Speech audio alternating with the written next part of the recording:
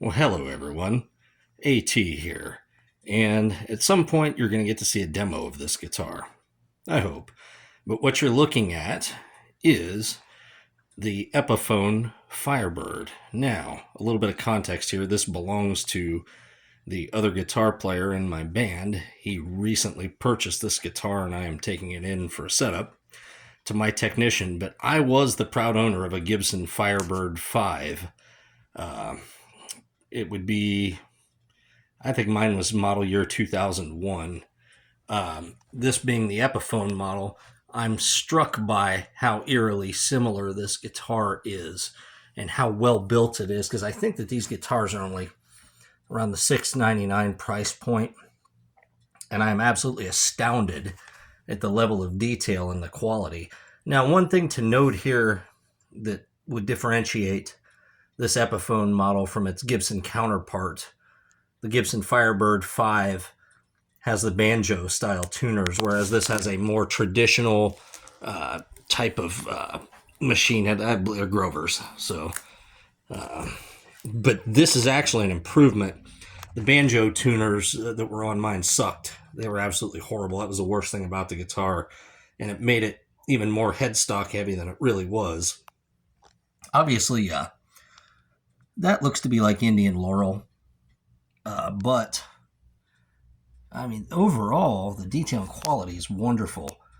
I don't see what you're compromising with this guitar, and I know Epiphone now uses full-size volume and tone pots inside these guitars. The switch feels to be, if it isn't Switchcraft, it's pretty damn close to Switchcraft quality anyhow. I miss the nitrocellulose lacquer smell. That's the one thing I was expecting when I opened the case, because it looks so damn much like my old Firebird. As far as getting to play it, it does need some very minor setup work. Action's a little high.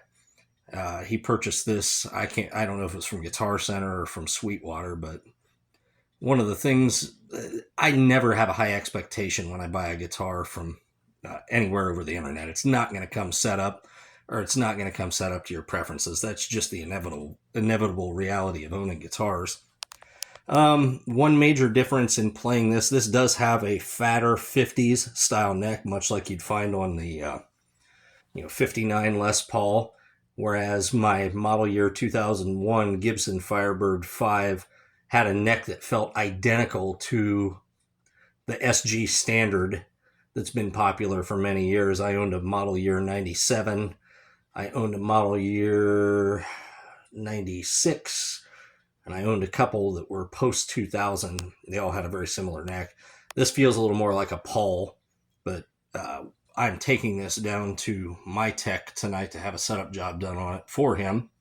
When I get it back, maybe, just maybe, I'll give you a little demo of it. But a pretty doggone cool guitar. Excellent value as far as I can tell. Very eerily similar.